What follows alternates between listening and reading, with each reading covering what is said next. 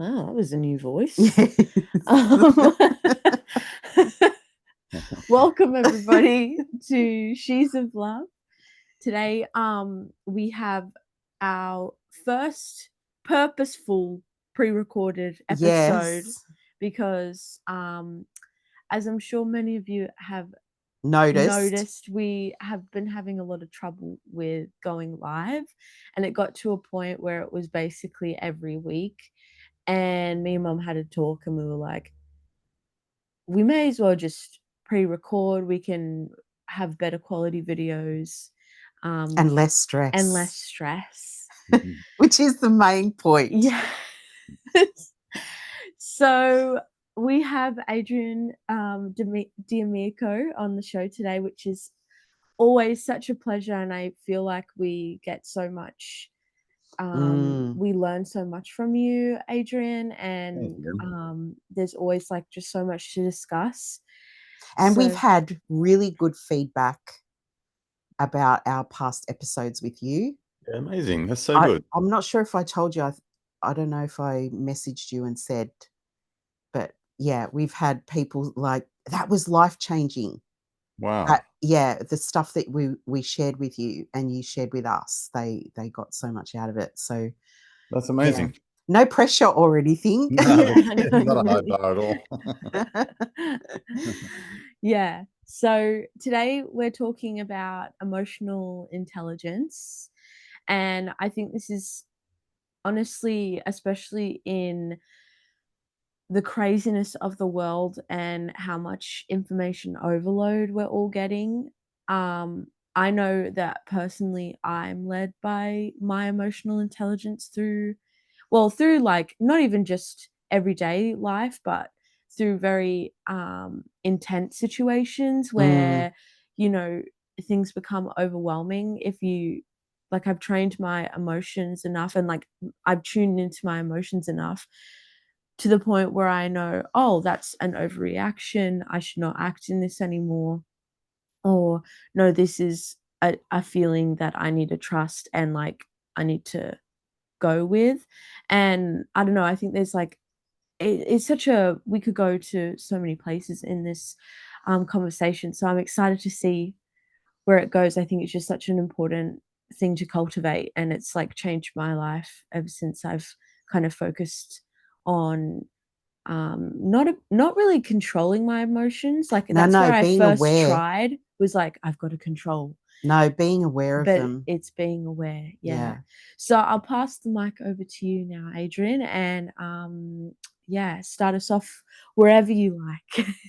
Yeah, sure. Well, look, I appreciate you guys having me on again. It's always a pleasure to chat to you both. And yeah, I think like emotional intelligence is such a like a broad topic. You know, people sort of Mm, throw it around these days. So it's a bit of a overused sentiment in terms of especially men and women, coming together and trying to upregulate their emotional quotient. But I think what you touched on is really important, Juliet, because like when you become aware of your emotions and the roles that they play within your body and your mind, you tend to figure out what kind of reaction that you have to those particular emotions. So a lot of people say like I am led by my emotions, and they correlate emotion to intuition and to gut instinct and all of those sorts of things. And I used to be one of those people who used to say like I was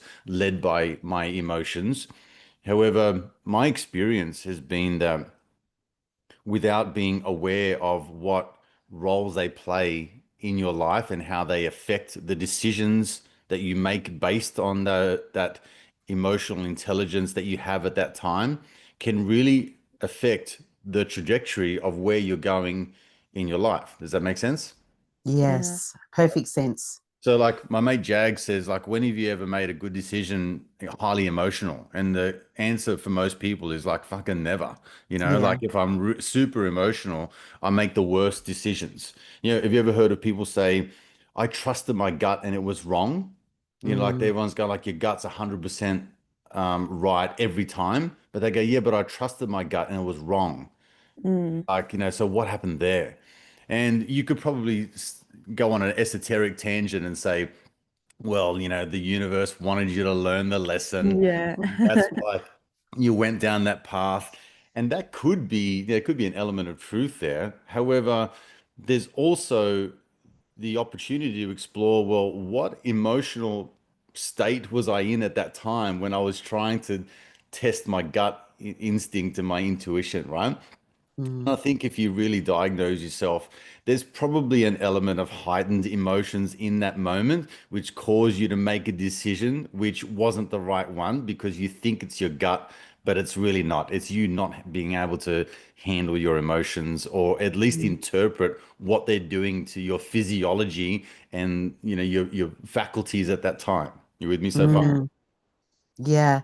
Um, I think that's a really good piece of advice is don't make decisions when you're in a heightened emotional state Yeah. because um, I don't think uh, like you're thinking clearly, like your brain can't process information properly because you're too upset or your nervous system is wired. I mean, I know that's a big one for me. When my nervous system is wired, Mm. I'm dealing with that physical experience, and so I can't make decisions properly Yeah. Mm, because you're in fight or flight or fawn or freeze or whatever it is that you're experiencing. yeah. um yeah, so I've learned for myself that when that's happening to take a beat and a step back and deal with my physical, experience before I start to think about what I'm going to do. Yeah, absolutely. I think And I think you're on yeah, the right sorry, you path, go. but I think like the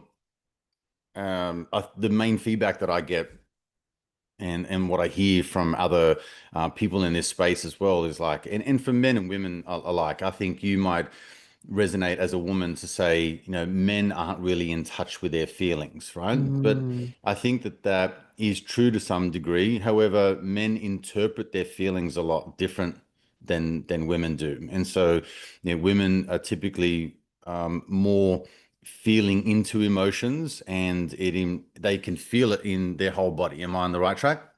yeah, You tell me, because I'm 100%. not a woman, right? Yeah. It's just like, from what I understand, like, when my woman gets into an emotional state, it if she lets it go and it kind of does its thing on her body, it can really put her into a spin. And so, from my masculine perspective, I tend to have more of a rational brain that sort of kicks in, which prevents me from the amygdala hijacking of the emotions, which is the fight, flight, or fawn, right? Yeah. Mm. So I think both are necessary in terms of interpreting your emotions and making sure that you're not making a decision based on a highly emotional state. However, the next step is that for me personally in my own journey was to understand why that's happening. Like, why do I do the things that I do? Why am I thinking the way that I think? And a lot of it does stem from whatever experience that you had typically as a child. And you would know this in most psychology, like in what's his name? Jung, explains a lot in terms of child psychology, how you had these experiences growing up, and this is what shaped your paradigm of the world, how you developed a sense of this is what it's like to feel loved. And that could be in the form of abuse, and it could be in the Mm, form of hugs and kisses, and this is what it's like to feel rejected and abandoned and all of those things, right? So Mm. in order to really get a fair understanding of like what makes you tick is to really go back in time and then understand that at this moment in my life, the way that I'm feeling now is a mirror or almost like a timestamp of what I was feeling as a child. So mm, yeah, what's his name? Bruce Lipton often says, yeah, 95% of our unconscious programming happens between the ages of 0 and 7. And so we are already programmed by the age of 7, and then we run those unconscious programs until we become aware of it.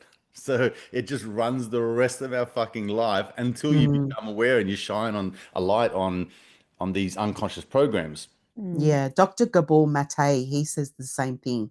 Yeah, absolutely. So he's Yeah. phenomenal about understanding your patterns as a child. I went deep down that rabbit hole and really tried to understand, sorry, my deepest core, I guess, triggers and wounds and all of these things that were playing out in my life, and then go back in time and just have a little look at each catalyst of events and what I was feeling at that time, where that was sort of Mm. time stamped in my early childhood and all those sorts Yeah. of things. I think the caveat is that a lot of people can get caught in the trap of trying to figure out their core wounds and childhood programming to the degree that that's the label that they give. And then if you go into, for example, like Julie Manano's work, who I've had on my podcast around attachments and all that kind of stuff, then you go, well, this is my attachment style and all of these things, right? And all Mm. of a sudden you build an identity to go, I'm anxious attachment, and you're avoidant, and this is why you are the way you are, and this is why I'm the way I am, and this is why we can't connect properly because you're too avoidant and I'm too attached and all that shit, right? So Mm. I think there's certainly a trap or a healing trap of going down too far. And my personal opinion is that it's the awareness thing is the most important thing. Mm. So my personal experience is, and when I take my coaching clients through this, and I run workshops and things like that. I help people shine a light on that particular program. And the funny thing is that 90% of the work that you need to heal is simply exposing the program for what it is. And then you've got a choice in that moment as to whether you want to keep running the program or whether you want to flick the switch and stop it. And a Yeah. lot of people feel helpless in this moment, but I like to encourage them to feel empowered and make that decision. So again, if you're just switching from this, hindbrain of fight, flight, or fawn, and this sort of, reptilian brain that they call it, right, and then go into your forebrain and talk about rational ideas, and you start to break things down into a real practical things, like what is the reality of my life at this moment, and you start to talk to yourself almost like Mm. you're an adult talking to your 5-year-old Mm. self. All right. And then you have a particular conversation which starts to then reprogram the way that you think. So when it pops up again, you're like, oh, there's that attachment thing. There's that anxious attachment. There's that wounding. There's that abandonment.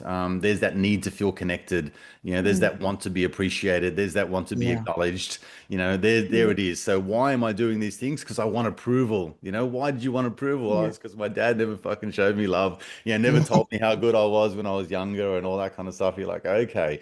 But now you're a 47-year-old man. So why don't you just talk to that little child and tell him Yeah. everything's going to be okay? And you almost Yeah. reparent yourself, you Yeah. know?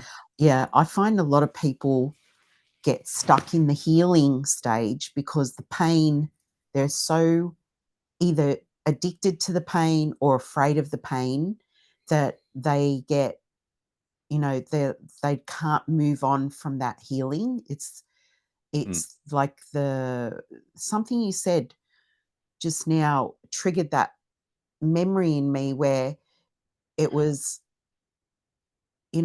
speaking to people, and I've done it myself too, where you are, are so stuck on the part, that sort of stepping stone on the path of moving through to the other side of it, where you're talking to the child, or you're starting to remember why you feel the way you do in certain situations, and rather than creating something new in your life, because you're moving beyond it, you get stuck in that spot where you're like, oh, it's like an excuse. mm, You're using it as an excuse to stay there because Mm. you're afraid to move forward. Oh, I was abused by my dad. And so then some people then create a weapon with that. It's like, stay back. I was abused as a child. You can't treat me that way sure. because, I have a wound there.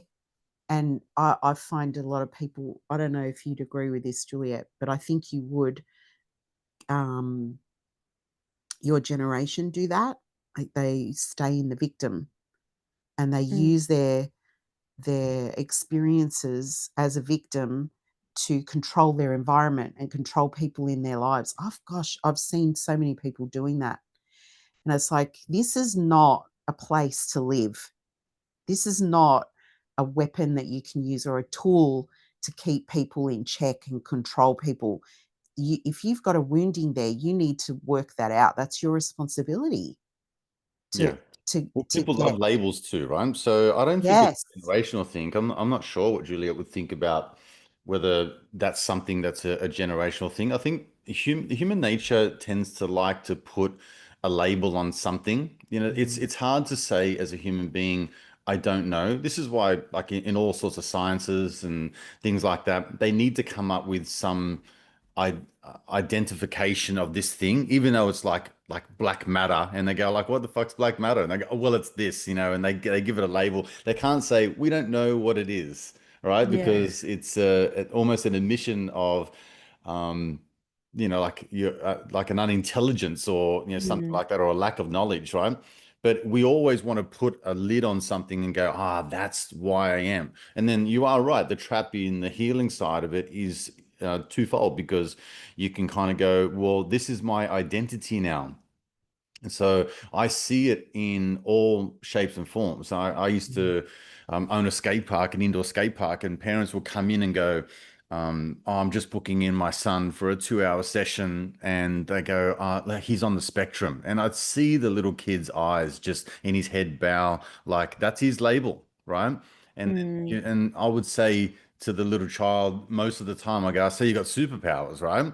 So, and try and embody some sort of uplifting sentiment to what their mother at that time was saying, like is an ailment, right? Yes, So exactly. you're putting a label on someone, but people will say, I have anxiety. I see this adult ADD thing going around. So like if this was going around when I was a child, I would have been like drugged Mm. up.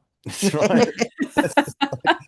And most most of us would have been. my and a my lot of mom, us, a my lot mother of can my tell you generation are stories. because Yeah, yeah, because they grew up with yeah, because yeah. of that label. Yeah, absolutely. Yeah, like I would have been institutionalized, My mother can tell you stories of me and my brother just climbing fucking walls as children. Like we were just rat bags. But Yeah. so I And that think was normal, Adrian. well, it was just like you're a shit of a kid, and Yeah, that's just the way you are. But you know what? Like Yeah. I've got three boys; they're all turds at some point in time, and they still continue to go through an evolution of discovering themselves. Yeah. So yeah, yeah, you can go into the trap of labeling yourself this, that, or the other, and then that becomes your new form of identity, and then you wear it like a badge of fucking honor. yeah. And what you described, Claudia, was that people use it as a form of manipulation, They do. right? And so Yeah, they're sort of coercing others into a way of thinking, feeling, and behaving around them because of the label that they want to carry. Instead that's of just right. dealing with that particular situation or problem or whatever it may be, and then saying, okay, well, now it's my personal responsibility to resolve this issue within me. So then outwardly, my life is going to reflect the type of life that I want to live, right? Yeah, Yeah. So otherwise, you're saying, this is why I'm fat. This is why I'm poor. This is why I Yeah. can't find the love of my life. And then you're like, yeah, it's because of whatever many reasons you want to add to yeah. why you're in the situation that you are, other than taking radical responsibility and not abdicating that to someone or something else, or just putting yourself into a box of limitation. That's Mm, And I right. think that what emotional intelligence is a freeing up of limits that you put on yourself and society puts on you. Like it's just a no-brainer these days that everyone from a societal point of view wants to label someone something, And it's all good to sort of understand how these different parts of the psyche work and things like that. But the moment you start to identify that is the moment Mm. you start to take on a new Mm. version of yourself, and that's exactly what you're going to be projecting to the world. You with me? Yeah, exactly. Yeah. Yeah, because what we project to the world is what we get back. That's the secret, isn't it? It's like if we're projecting out a wounded healer or part of ourselves that we can't, you know, heal, or we don't want to heal, or we want to use as a weapon, Mm, then we're going to get defensiveness back. We're going to get people who um, Or attacking. or want to play that delusional game with you Mm. sure. Well, and like attracts enable like. you. Yeah, for sure. Like attracts like. We're talking. So if you want to drill down the benefits of freeing up all of this sort of trapped energy in your body, and it's stored emotions somewhere in your system, and regulating your nervous system to the point where it frees up bandwidth to then think clearly and properly, and then your eyes start to widen because Yeah. you're like, well, my worldview is changing. And Mm. and some people might have this, they call it, an awakening, but it really is like you're lifting another veil, right? And in Yeah. my Yeah. personal life, there's just like it's not just one fucking layer, right? Yeah. No. It's like it's not like you have this, Kundalini awakening and all of a sudden, I'm fucking jizzing in my brain and I'm Yeah. just, like I'm just all love and light. You're like, no, no, no. There's series of Yeah. levels that you get to, and each one, if you're willing to explore, unfolds onto itself, and you're like, okay, that's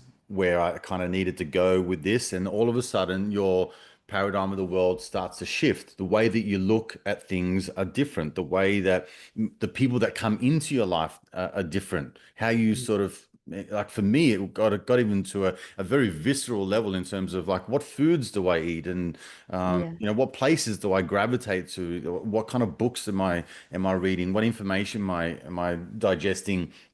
Yeah. Where am I leading my life at the moment? So it's all Mm. of these things, and it's vastly different now than what it was even like 2 years ago or 3 years ago.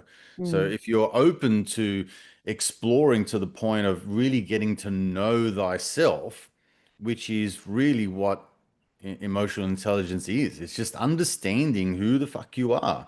And then Yeah.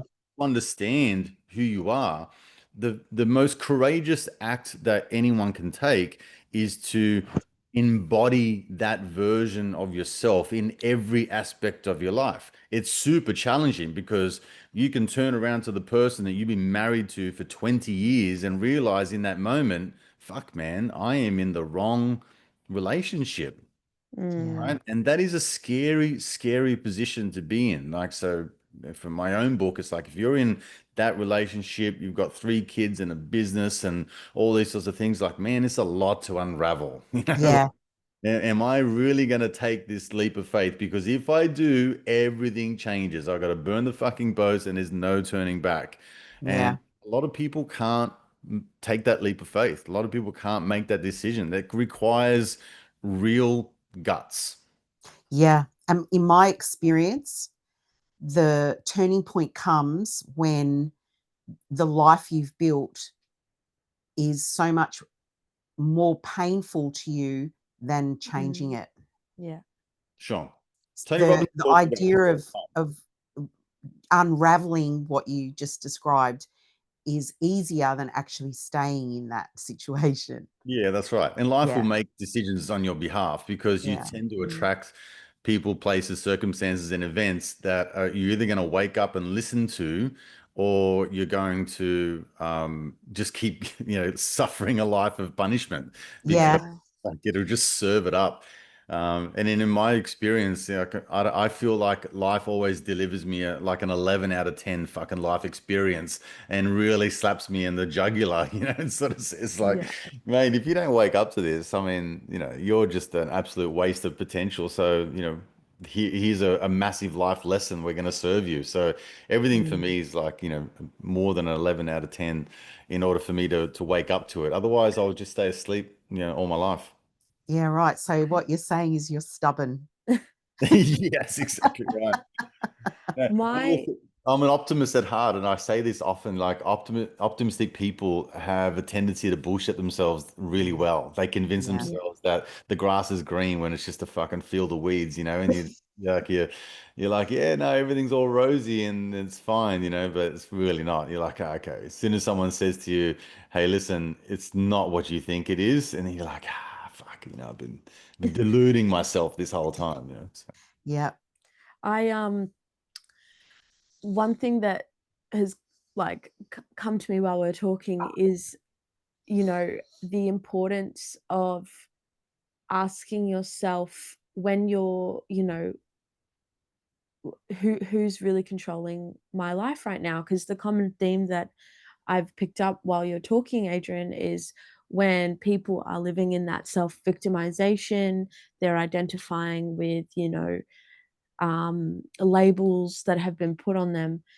um one example is, all this ADHD and all this, mental disability stuff and like neurodivergence that's coming up.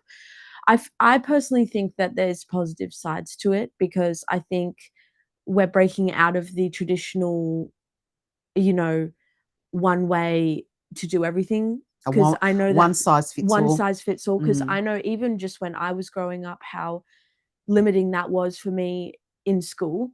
But on top of that, though, you got to think, well, who's controlling this narrative of, putting out all these, because it's one thing, yes, where maybe all these people do have ADHD, maybe all these people do have high functioning autism, maybe all these people do have all these things. I'm not discrediting that, but mm, there's layers and layers of this where, there's big pharma play a massive role Yeah, the medical industry, in pushing meds down people's throat, and what that creates in the dependency. yeah, and in someone's well-being.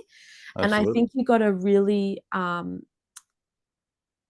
of double down on who is at the helm of my life. If I, like right Mm. now, who's controlling me? Because when you're on medication that maybe doesn't feel like it's serving you, because I have friends that have been on ADHD medication and it was the worst thing in their life. I've had friends that have been on it and felt way better. So, like, Mm. I'm not saying this is a one size fits all type of thing, but just asking yourself, who is in control of my That's the life right now? question. That's And the question. Who's in control? Because if you're outsourcing your autonomy and the decisions that you need to make in your mm, life because you're scared or because you convinced that you don't have the intelligence or the training or whatever. So Or you're the choice. outsourcing, yeah, you're outsourcing the information, the decisions that you need to make, mm, and you're checked out of it, yeah, like because you're too scared of it, or because you're like, oh well, I don't know anything about it, so I'm just going to take the pills.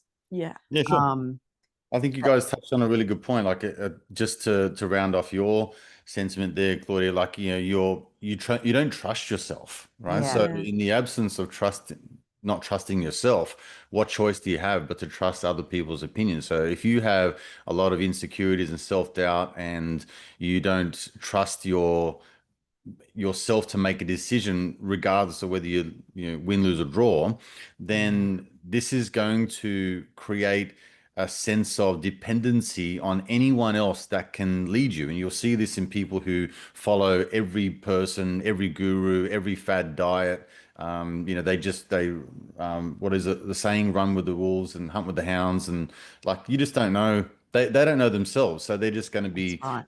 going like flapping with the wind. Wherever the wind blows is where they go, right?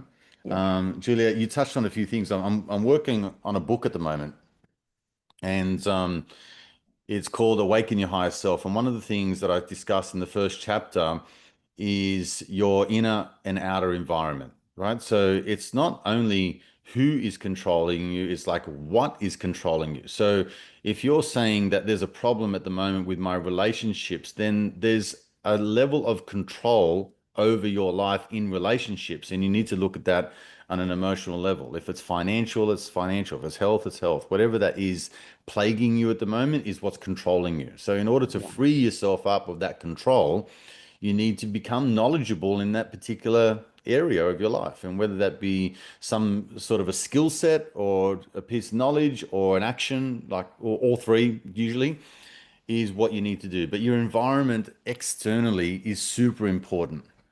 I've interviewed a bunch of doctors recently, and they talk about certain things like atrazines in the water, right? So this is runoff from agriculture. It's in every waterway on planet Earth. It's in everyone's system.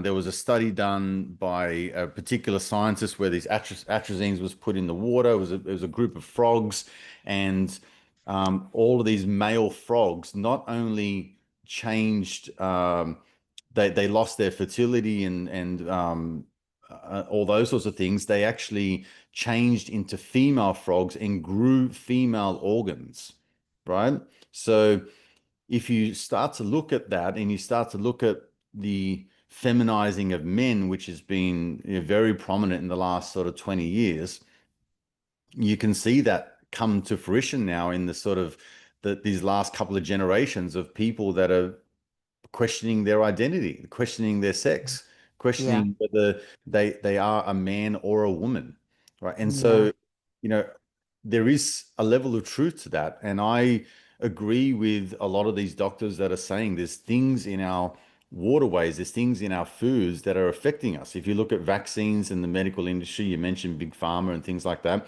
it's Mm. now like just super prevalent that we are all vaccine injured at some point. If you've ever suffered eczema, asthma, brain fog, tinnitus, ringing in the ears, like all this kind of stuff, these are all vaccine injuries, right? If you Yeah. look at Yeah. SIDS and SADS, what the fuck is it? Sudden adult death syndrome.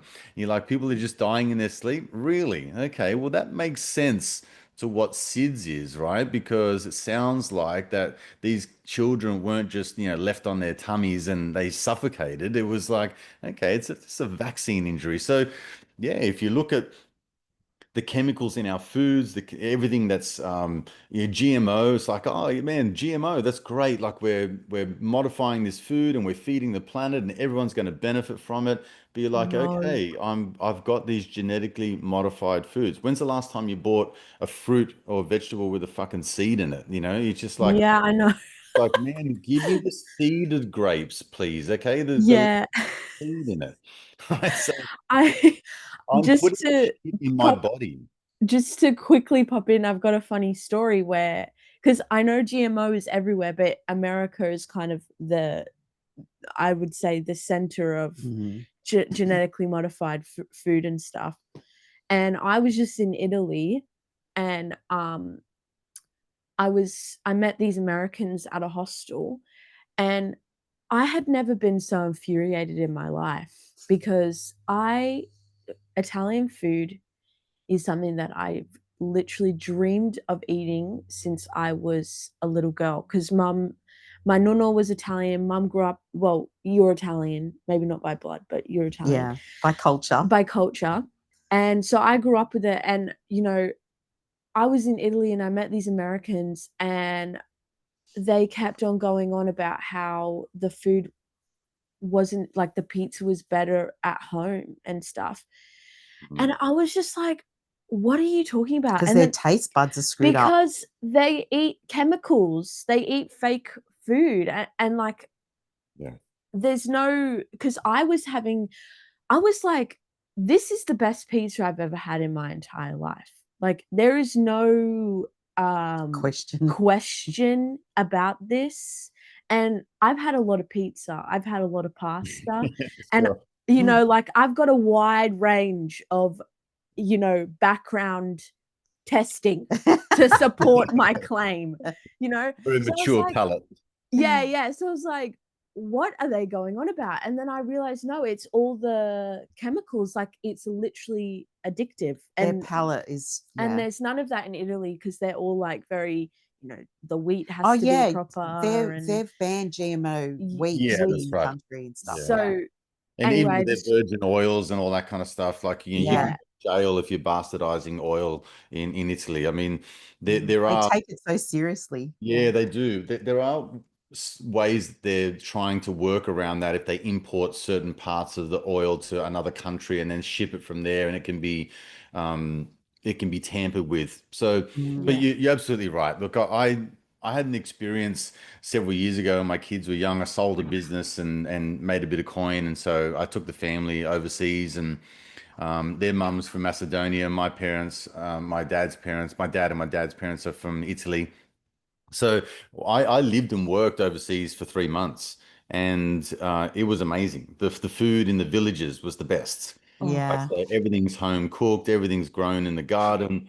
They use lard and pig fat to cook in and all that kind of yeah, stuff. It's like, you're having a coffee with cow's milk, right? Like that was literally just created a moment ago. It's yeah, it's just it is an amazing experience, and everyone should go and taste real food. But you make a really, really interesting point, and that is that between the microplastics, between the chemicals and the water that you drink, like a lot of our water, apart from the atrazines, is contaminated. yeah, It's got runoff from people's fucking medicines that they pour down the sink and yeah, shit like that. You need to be very careful of what you ingest because it affects you. mm, And the food industry and the pharmaceutical industry, like, that's a big part of everyone's life in terms of how they look and feel because they've become dependent on all of these things. So your yeah, external environment has a lot to do with how you think and feel and act. It also extends to the TV shows that you watch, the social media that you consume, it extends to the people that you hang around. When they say you become one of the five people that you hang around, like you'll become the sixth person if they're all the same. It's like, well, yeah, if you hang around a bunch of assholes, it generally like that's what you'll become. If you hang around a bunch of poor people, you'll be in the same boat. mm, yeah. So you need to really be mindful of what is going on in your environment. And even that is a monumental shift to start to think, well, okay, if I'm going to consume some content, well, what content is it? Because the algorithm's going to feed you everything that you click on, yeah, right? and you Yeah, have no control over that. I've talked about that before on the It's going to double podcast. down. Yeah. Yeah, you don't Our have any phones are control. listening all the time, whether people want to admit it or not. If they don't know this, it's listening all the time. yeah.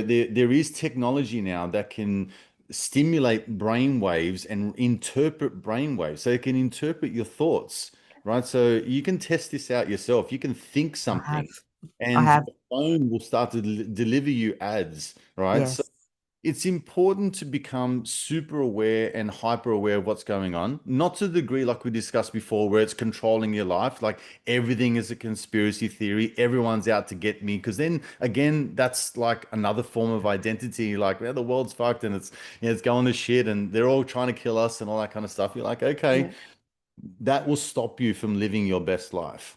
yeah, So, in terms of the internal environment as well, it's super important because in psychology, they say we have, 60 to 90,000 thoughts per day. And here's the thing. Tomorrow you'll have the same fucking thoughts. 90% of them will be exactly the same as what they are today. So we're just this big churning, regurgitating machine of the same ancestral thoughts every single day. And to challenge yourself with a new way of thinking, being, feeling, and acting is a real like it goes against the grain. And you feel yeah. almost like out of body of sorts. You feel like I'm not myself. And people will say, "Oh, but Juliet, you're different," and then you go, "Fuck, am I different?" Like maybe I am changing. Maybe it's something is wrong with me. If has anyone ever said to you, "Oh, you don't look that good?" And you're like, "Man, well, prior to you saying that, I felt okay." They're like, "No, you look a little bit sickly," and you're like, "Oh, fuck, maybe I am getting sick." This is the power of suggestion, Suggestion. thought, and the power of people putting like their voodoo onto you. Words are spells. yeah, Yeah, So being able to understand, I'm thinking this common thought, and a lot of the practices that I encourage people to go through is to kind of go, if I'm going to understand how I feel or what sort of rules my body at the moment in terms of emotions, let's just go back, today being a Friday, let's go back throughout the week and just see like where did I sit on the scale of emotion?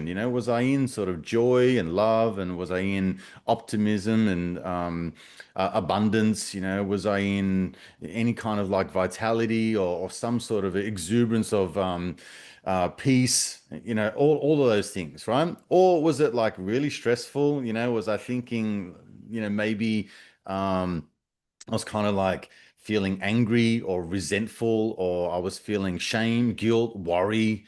Was I anxious that this whole week? Like, man, I was mostly anxious, mostly frustrated, mostly pissed off, mostly upset, mostly saddened, mostly feeling like, melancholy. You're like, well, like it's a fairly low vibration to be sitting at for the entire week, don't you think? Like, what kind of juice and joy and love are you injecting into your life? That's why people get to this, like, thank God it's Friday. Like, I've never said TGIF in my fucking life, right? No, me I don't either. work Oh five my days a week, God, is that what 37 it days a year. means? Yeah.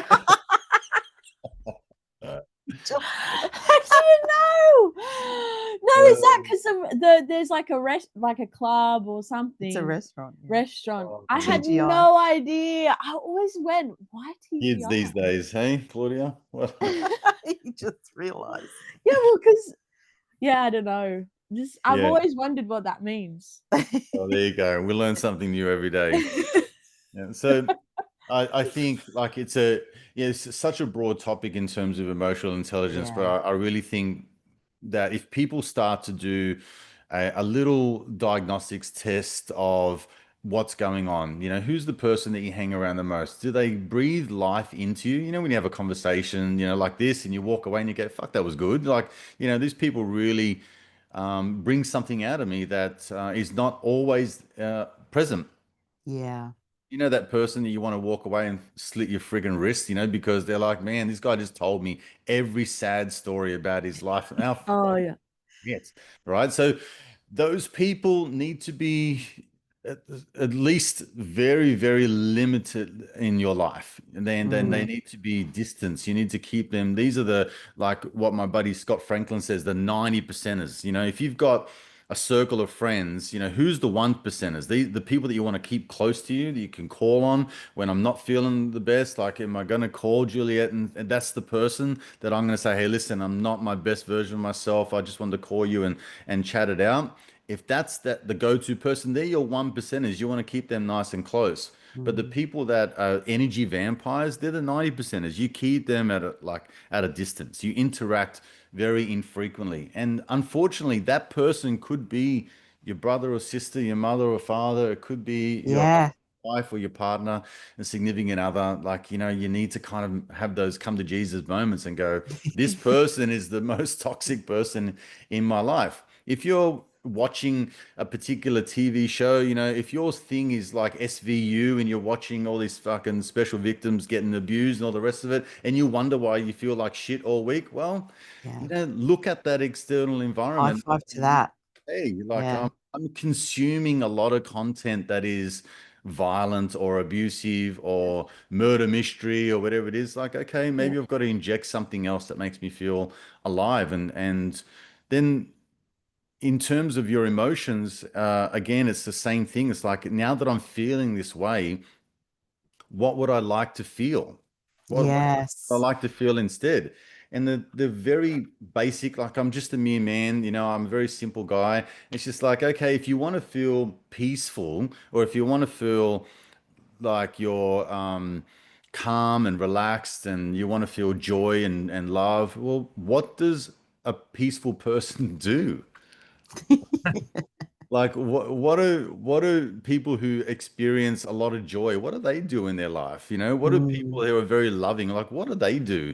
How do they what do they say to themselves? What do they Mhm. do on a weekend, or for entertainment, or like what do they do? Oh, well, a peaceful person is you're probably always in touch with nature, they tend to go for bushwalks. They tend to feed themselves their organic food, or they tend to go to these particular circles. They meditate, they do yoga, they do ice baths or saunas or whatever it is. They listen to this podcast. You're like, well, fuck, maybe I should just dabble in something that a peaceful person Yeah. does. And then all of a Yeah. sudden you're like, man, I can't believe how peaceful my life is. Yeah, it's like a fake it till you make it kind of thing, isn't it? It's like, Well, also not entirely. It's almost like the most important aspect of all of this chatting is, what are you going to do? Like, if you've listened to this podcast and you've been inspired by anything that either any one of us have said, well, fine. Don't go away and just listen to it and go, that was great. Like, what are you going to do? What is the yeah, action that you're going to take? What change are you going to make? Yeah. And if it's only something like very basic, well, then fine, very basic. yeah, that's what I mean by fake it till you make it. It's like you don't feel like you want to feel peaceful. You don't feel peaceful, but you go and do something peaceful to get the peace. And Sure. eventually you will be a peaceful person. Like it will Yeah, I become think part of there's, who you are, yeah, because you're creating it in your life by what you choose. Yeah. yeah, that's right. And I think you tend to gravitate towards more of that, when your body Yeah, starts to think, man, like I do crave a lot more peace in my life. yeah, So like, what yeah, are the peaceful things that I can do? And again, much the same way as like when in a relationship is probably the best example. When you find someone that brings you peace. Sometimes, if you've lived a life that is full of like drama, you mm, have a tendency to think that this relationship is a little boring. It's yeah, like it's sort of devoid of any kind of connection. And what you're mistaking that for is it's the absence of abuse and yes, like the highs and lows of arguments and making up and all that kind of stuff. All the yeah, chaos is being removed, and then you're starting to think, oh man, maybe this is just a little bit boring. It's a bit vanilla for my liking, but it's mm, your nervous system craving some excitement, which you just want to fight just for the sake of like having a little bit of a high in your life, right? So yeah, Mm. I think again, understanding it comes back to what you said at the beginning, Claudia, is that it's an awareness. And yeah, once Yeah. you know, you can't unknow, right? So yeah, once you learn, you can't unlearn. yeah, It's a choice then. It becomes a very clear decision that you've chosen this destiny. You've yeah, chosen this outcome of your life because if I talk to anyone, if anyone says, hey, listen, I really want to get my health on track and I want to lose 5 or 10 kilos. Yeah, okay, well, what would you do? And they go, I'll probably exercise, eat less junk food, maybe drink more water. I will kind of have higher protein, less carbs, all that kind of stuff. It's like, well, this is not a lack of knowledge. This is not yeah, Yeah. that you Yeah. need to think about. It's kind of like, what are you doing every day? You are clearly making a decision to be overweight. yeah. Yeah. Yeah.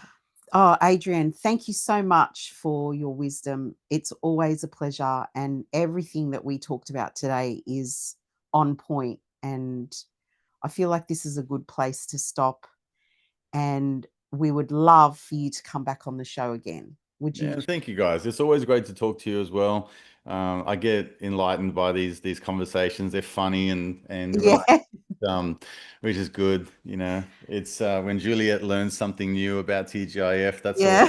yeah, I'm glad to Yeah. impart that wisdom onto you. yeah. Yeah, Yeah, that's the most valuable thing well, I've taken away, I think, from this conversation. amazing. No, well, Oh. thank Yeah, you guys. I I'm look not forward to coming walking back through for life sure. blind. Oh, Yeah. All thanks, right. Adrian. Yeah, Thank thanks. you. It's been honestly, it's been so, and yeah, just so insightful. And I don't know, we always gain so Yeah, much there's a lot of like value in there. knowledge, and I think we just feed off each other, and like, Yeah, yeah, I always feel so like activated after. yeah. I'm ready to Awesome. go for You're a one. run You're one of and the something. 1%. Yeah. Thank you so much. Well, thank you guys again. Yeah, I look forward to coming back on the show All soon. right. All right. Thank See you, everyone. you. Right, See you take next care. week. Bye.